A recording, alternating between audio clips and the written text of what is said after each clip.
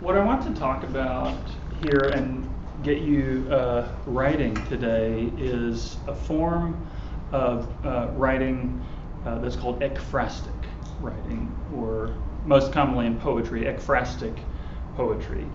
Are any of you familiar with that term already? Ever heard of that? It's spelled E-K-P-H-R-A-S-T-I-C.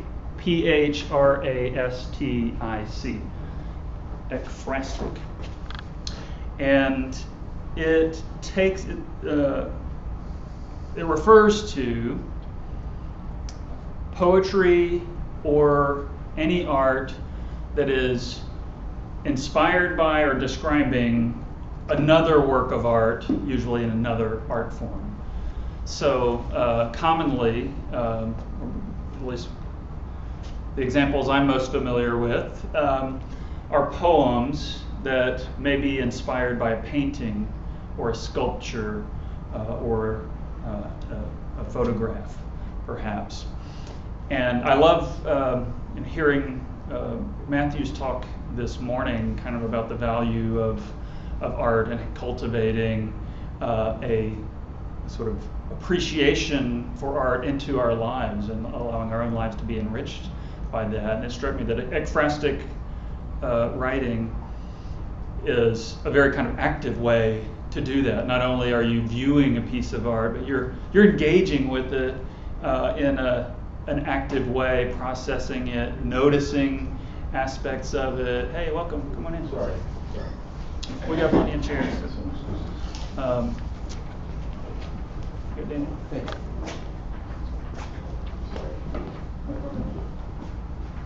So, I've just introduced the concept of ekphrastic writing. You're all familiar with that term? I've heard it. Okay. It's like an artwork or a poem inspired by or describing another artwork. So what I've got on your handout here is from one of our guests on the afternoon panel, Diane Glancy, who has been here, as I mentioned earlier, over the last several days as our visiting writer for OBU's Visiting Writer Seminars.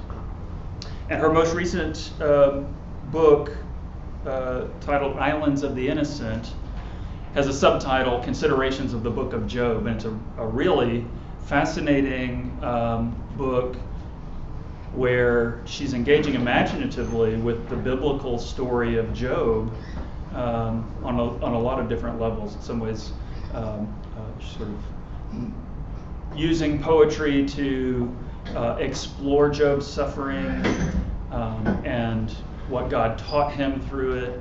At certain points, she creates a voice for Job's wife, who's unnamed in the biblical text. She gives her the name Jehoram and writes a poem from her perspective. But the poem I've shared with you today is With Dreams Upon My Bed. Thank you. And this is got an epigraph. Illustration 11 from Illustrations of the Book of Job by William Blake. Now, y'all might be familiar with Blake as a poet, a romantic poet, but he was also a visual artist. He did really fascinating illustrations of the Divine Comedy and lots of other interesting things. But these series of illustrations of the Book of Job are also very provocative.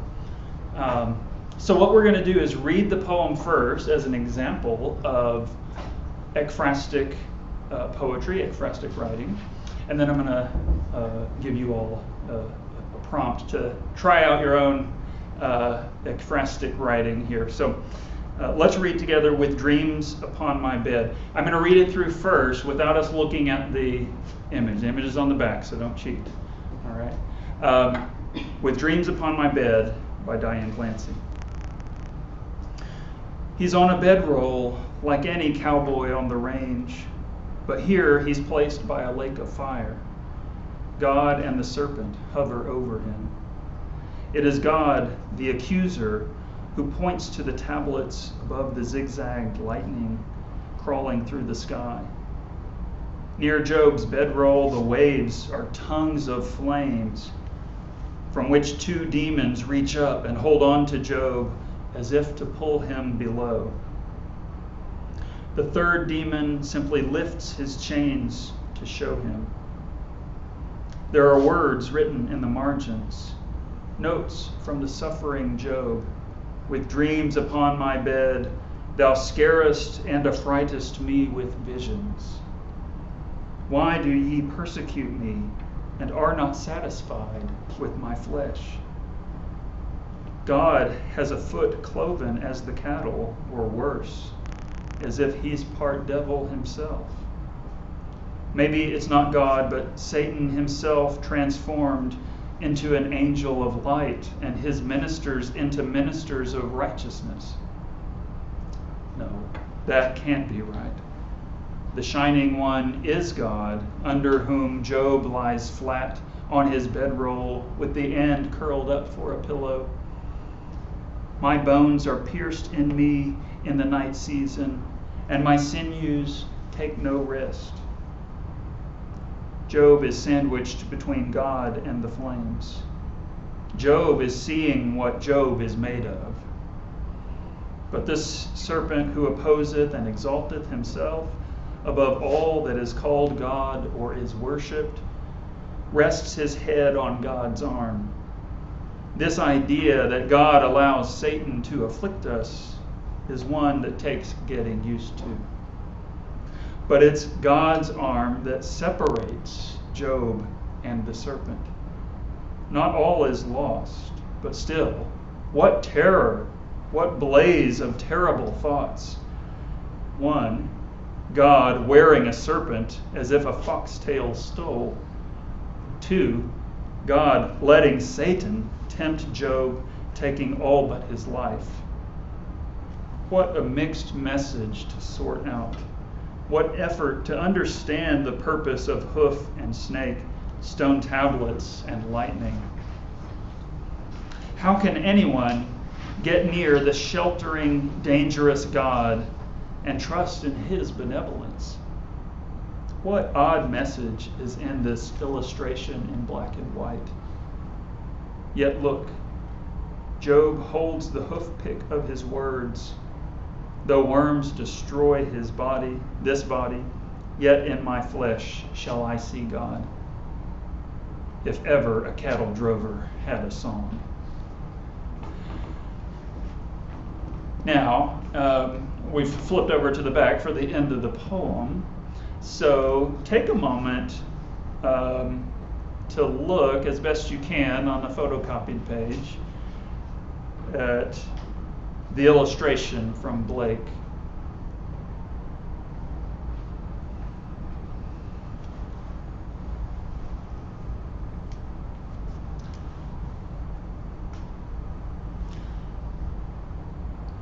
Let's pick out some of the details that you noticed in the poem and that you're seeing now in the illustration, now that you're looking at the picture itself.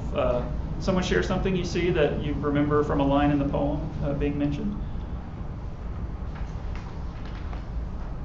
Serpent resting its head on God's shoulder. Yeah, good. The serpent sort of wrapped over God, its head over God's shoulder. It's a little hard to make out if it's particularly if you've got one of the last copies that we brought in, but it's sort of over to the middle right hand of the image. The serpent's head is there. Good. What else?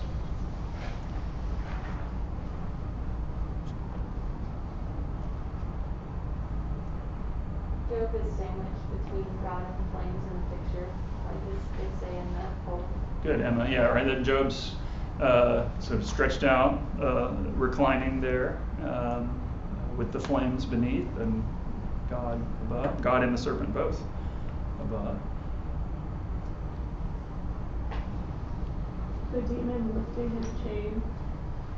Yeah, good. Down in the flames, right? This demon or tortured soul, maybe, lifting the chains up, as if pleading to Job, as if crying out. That kind of reminds me of the New Testament, Jesus' parable of the rich man and Lazarus. The rich man had died and was tormented by the flames and called out to the poor man Lazarus who had been at his gates, would you just dip your finger in the water and bring me some relief? I don't know, maybe there's something similar going on here.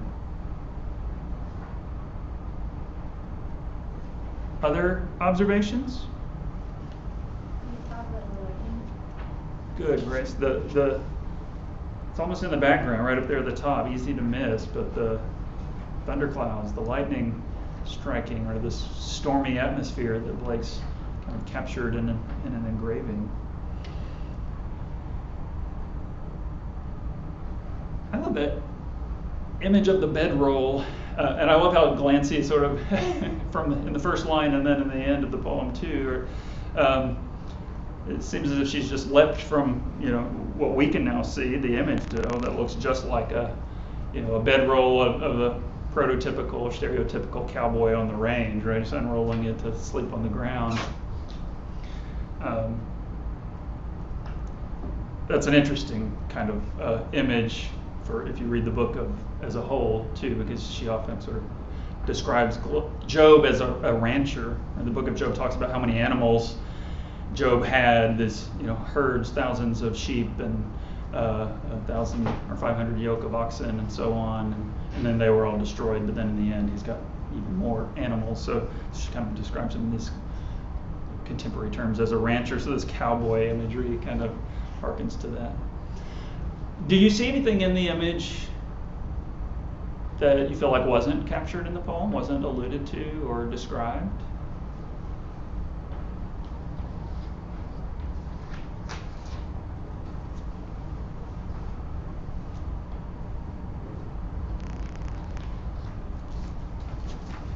I don't know if this is something, but it seems as if like the person that's supposed to be on has like this lion mane around him. Good. Right, this sort of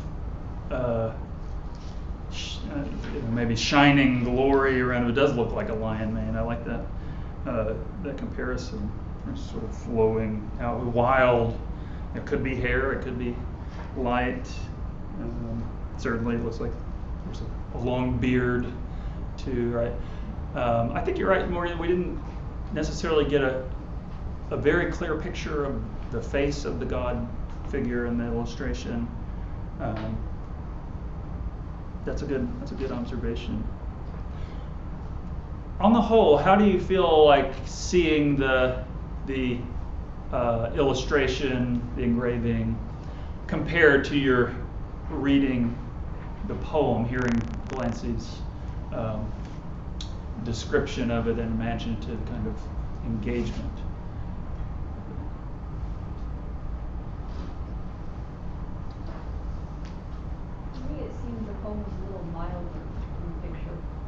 How so? I think it's a great word to describe it. The poem feels milder. I guess by milder I mean like less. How the poem talks about how it's hard to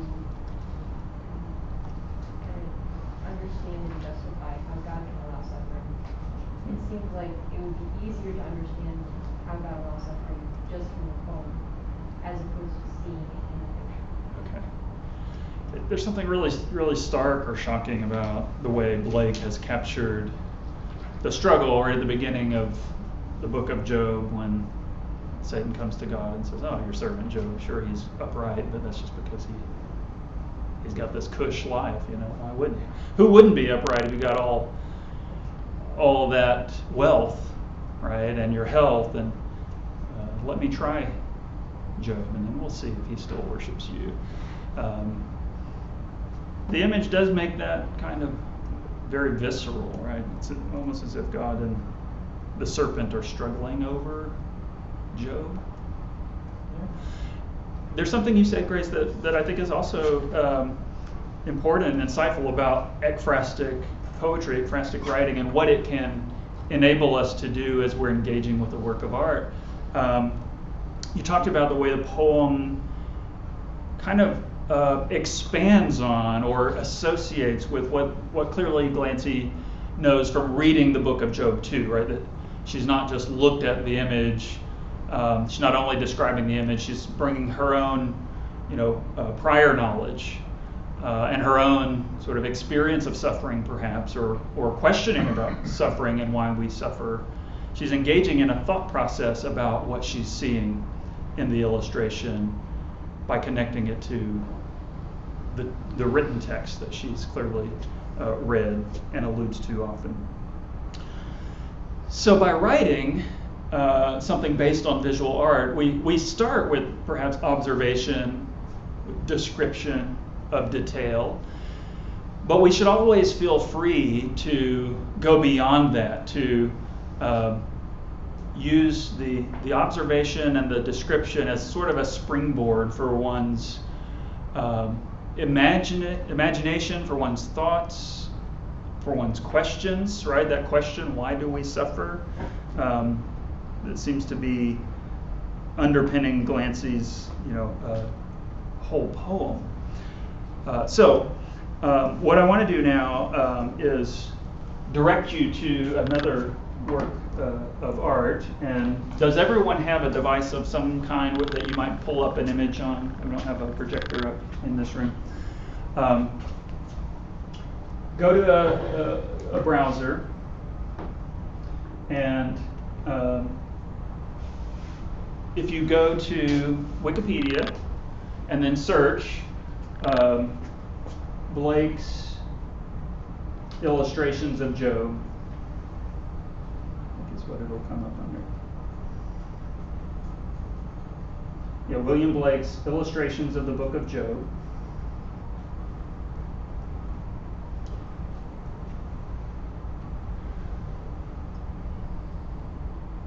And scroll down toward the bottom of the page. We get a lot of visual images because it's an older work. It's in the public domain. That's always handy.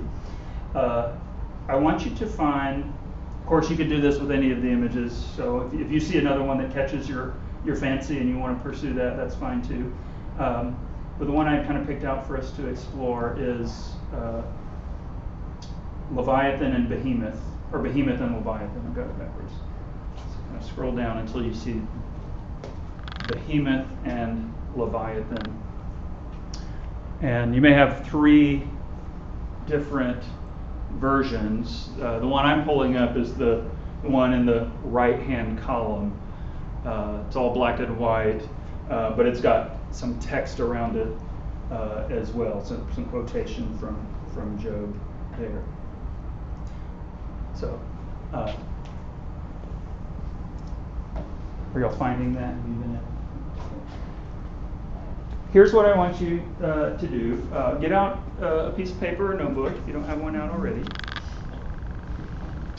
And does anyone need my computer for the image? That'll be easier for the two of you.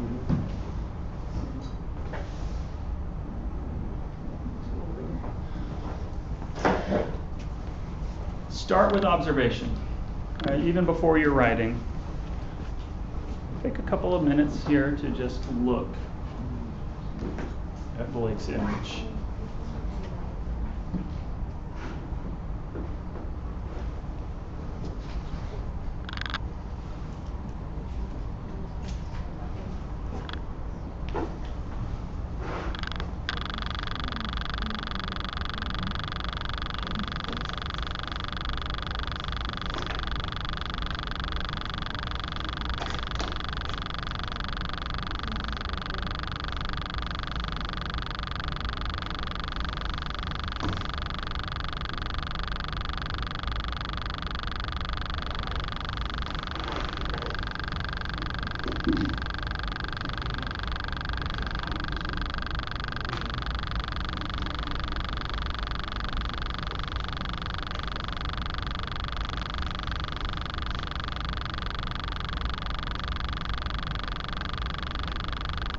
After you've taken a couple of minutes to just explore with your eyes what the image has, what the illustration shows, then pick up your pen and begin to write some details.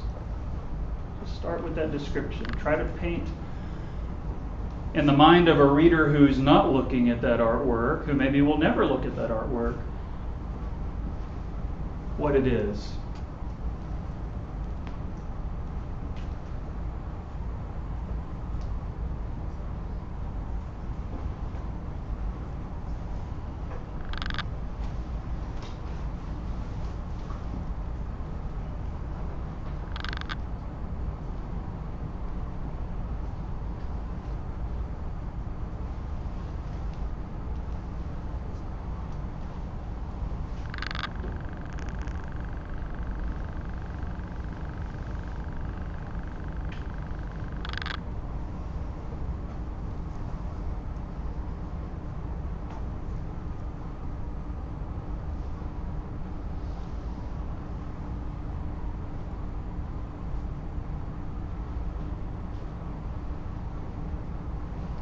We need to worry at this stage about line breaks or whether it's a poem or prose or what it is you're writing.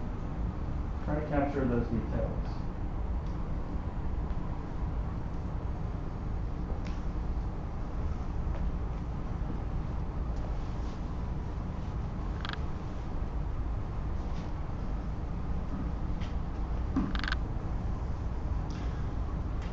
As you continue to write, then incorporate at least a phrase or a line of the text, of the scriptural quotation that surrounds that illustration.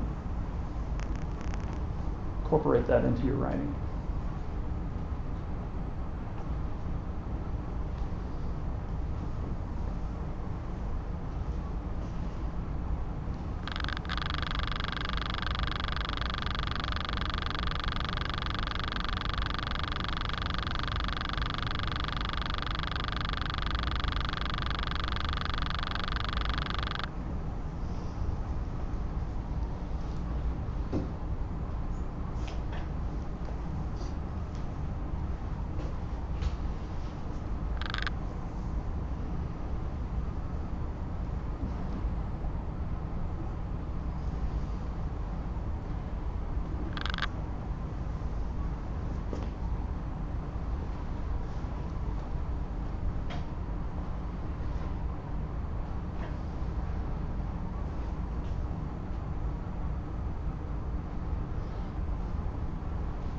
Having incorporated some of that text or that scripture, you can continue with description, but also feel free to veer off into your own thoughts, into your own responses to the image, into your own, perhaps, reflections on the text that you quoted. Here's where you use the image as a springboard into your imagination and your experience or your perspective on the world.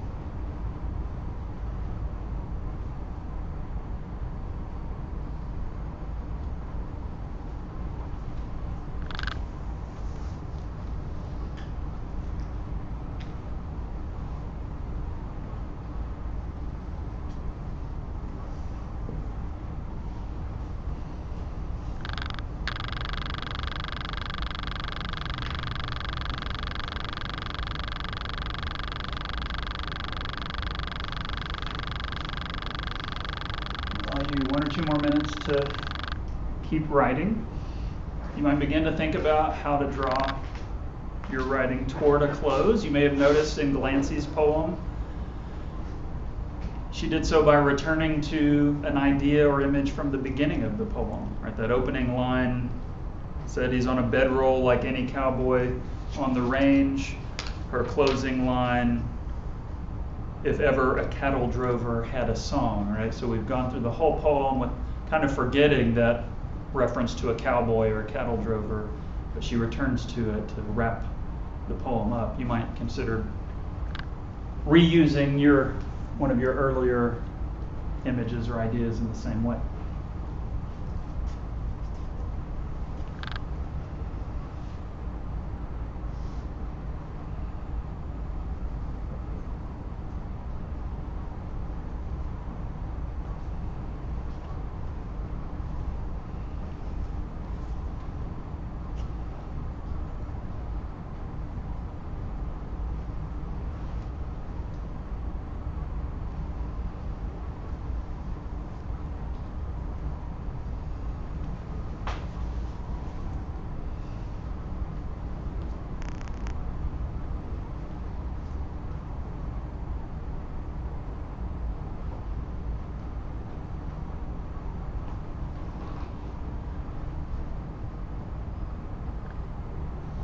Love to see those pens and pencils moving.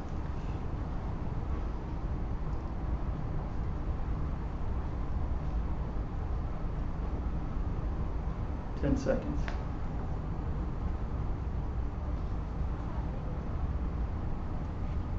5, 4, 3, 2. Now, obviously, you could probably go on for quite some time. I imagine that when Diane Glancy drafted this poem, she took more than the 5 or 10 minutes that I've given you to observe and write down some of what you've found. But I want you to look back over what you've written.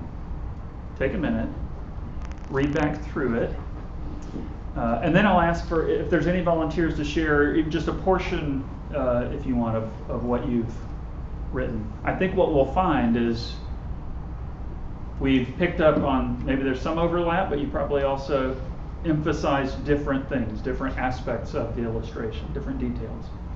Read back what you've written, and then I'll ask for some volunteers.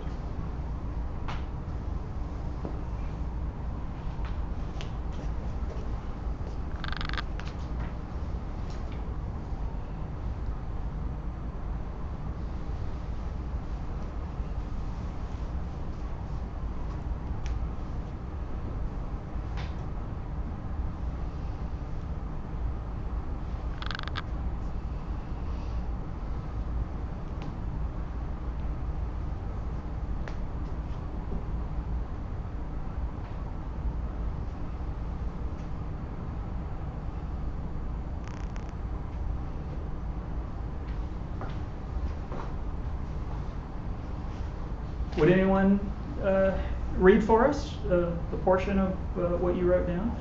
Let me put a big caveat here. Right? We understand this is just a draft. This is first impressions. There's absolutely no pressure for what you've just written to be great or even good. Writers who write long enough will tell you that the real writing is in the rewriting. So we're not judging quality at all here, just wanting to see what kinds of ideas and observations you all made and that you might share. Okay. God points down at Behemoth like a kid at a zoo, reaching over the wall of the tiger pit, beckoning his mom to see. Behemoth lowers, I think that's a word. Yeah. Looking like a pit bull with its broad head, round eyes like a seemingly innocent dog. Behold now Behemoth, which I made with the... Excellent. Daniel, right? Yeah. Okay. Daniel, would you point to someone else, and if you don't want to share, you can pass. But I'll ask you to point to them. If you pass, you get to pick the next person. So, is that Gary? Gary? Daniel just played. I was listening with. He played a trick on you. Would you be willing to share, or you may also pass and call on someone else? Well, I just love to. I'm going to pass and come back. Okay. Is that possible? That is possible. You can point to someone else, but that means Gary's in the running to be called on later. Emma. Well, I didn't write anything in specific poetic form, but one of the things that I noticed, I was trying to figure out what the central element of the poem was, because there was a lot going on. And at first I thought it was the cloud, but I think that the cloud and with the animals inside of it almost has to do with the people praying themselves, because of what he says above about can anyone understand the spreading of the clouds. It almost seems like it's like portraying something else that's going on. Wow, yeah, good. Oh, great observation, thank you. Not only the central feature, but that surrounding the cloud. That's an important part of the illustration. Who do you want to call on? Morgan? And again, you can pass if you don't want to share. Yeah, I can. Obviously, this is a rough draft. So I said, the sorrow of heavenly beings gaze down at two creatures. Two angels surround God, though he does not look sorrowful. Behold now, how do you say the creature? Behemoth? Behemoth, behold now, behemoth, which I made with thee. A dragon-like figure that is immersed in water. Is it struggling to stay afloat? A beast that steals the form of multiple creatures. What is the meaning of the human ear? Though the beast is, I didn't finish that sentence, but I was basically saying, like, though the beast looks like intimidating or scary, like it looks tame and wide-eyed. Okay, great. I didn't finish that, but Yeah, good. I love hearing how you made that sort of turn towards questioning the image, right? Not just describing it, then sort of why does it look this way? Is it really powerful or is it afraid? Is it why does it got those wide eyes? Good. Call on someone else. I'll call on the other Morgan. All right, Morgan to Morgan. The clouds spread, and I wonder, do they bow in reverence or cower in fear? Stars surround him, and the moon is his halo, and I am a child of pride. Excellent. I love hearing the variety, right, of both what you notice, but also how you describe what you notice, right? Even when you're commenting on or putting words to the same parts of the image, you do it through your own language, right? Through your own unique perspective. Who would you call on, Morgan? God and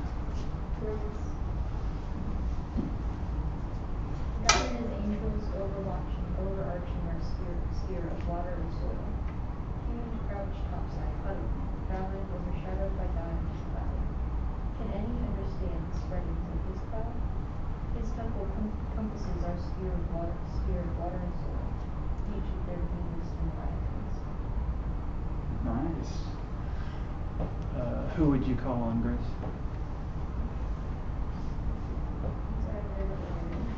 Is it AJ? Yes, sir. Okay, saw your name tag. The Creator weeps over his creation, beasts ever growing in size and strength. Behemoth roams the earth, eating grass and dirt. Leviathan stretches across the water, son of the serpent, facing the heavens. Can anyone understand the spreading of the clouds or the noise of his tabernacle? Behemoth stands as chief of the ways of God. Leviathan slithers as king of all the children of pride. The Creator weeps over his creation, beasts ever growing in size and strength. Excellent. Excellent. Who would you call on, AJ? Sarah?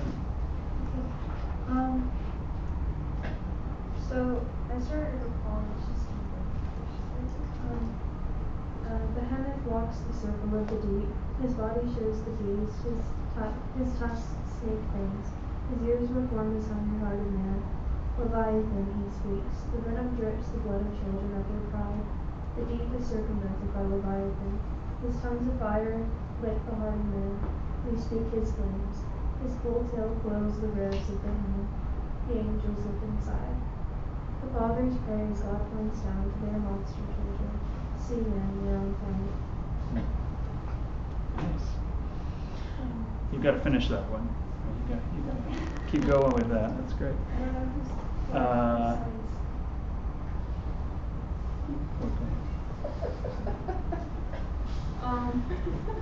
Are you ready?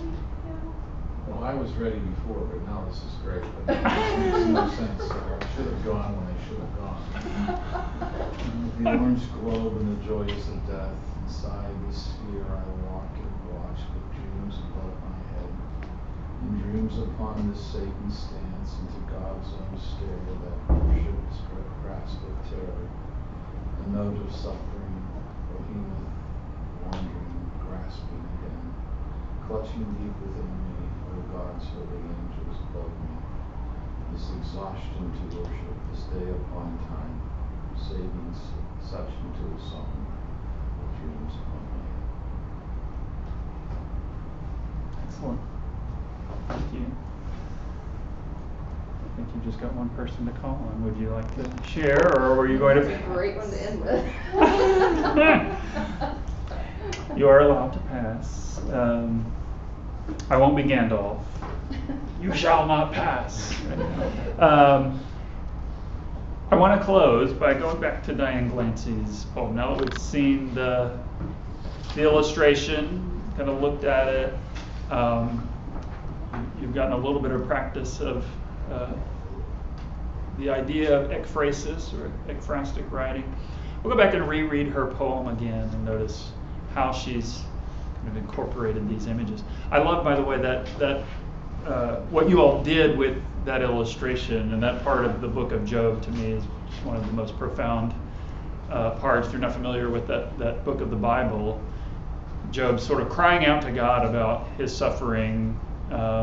He's been accused by all his friends of, you must have done something wrong to deserve all this, right? You must have caused the loss of not only your flocks, but your children, right? I mean, your health, he's got boiled, all this stuff. And he was supposedly a righteous man, and finally has this confrontation with God, and God saying, where were you when I laid the foundations of the earth? Where were you when I divided the waters from the sea? When I created Behemoth and Leviathan? We have no idea what those creatures exactly are referring to from the Hebrew mind, sometimes associated with whales or some great beast. So really marvelous. Well, let's go back to with Dreams Upon My Bed to close. He's on a bedroll like any cowboy on the range, but here he's placed by a lake of fire. God and the serpent hover over him. It is God, the accuser, who points to the tablets above the zigzag lightning crawling through the sky. Near Job's bedroll, the waves are tongues of flames from which two demons reach up and hold on to Job as if to pull him below. The third demon simply lifts his chains to show him. There are words written in the margins, notes from the suffering Job. With dreams upon my bed, thou scarest and affrightest me with visions. Why do ye persecute me and are not satisfied with my flesh?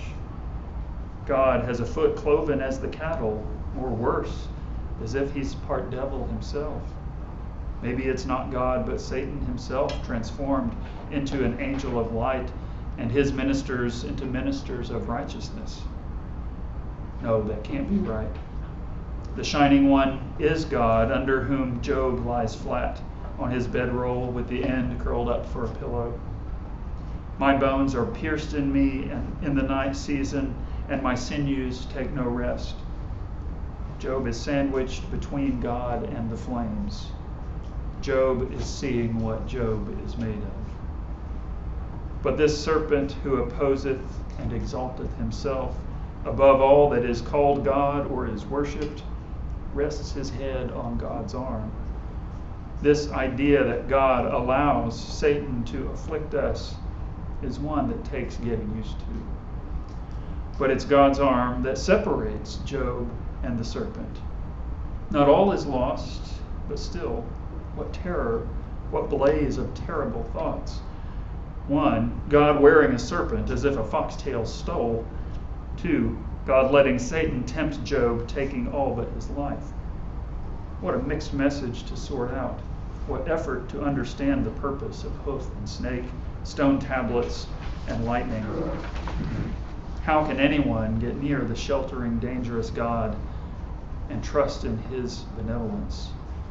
What odd message is in this illustration in black and white? Yet look, Job holds the hoof pick of his words. Though worms destroy this body, Yet in my flesh shall I see God, if ever a cattle drover had a song.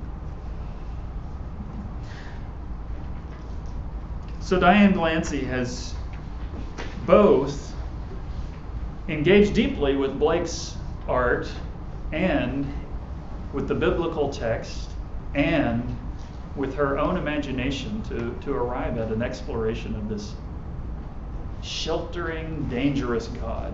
Somehow both sheltering and dangerous. Sounds a lot like Aslan in Narnia. You know, he's good, he's not safe. And I hope that you might consider using ekphrasis as a path toward your own experience of art and the divine in other ways as well.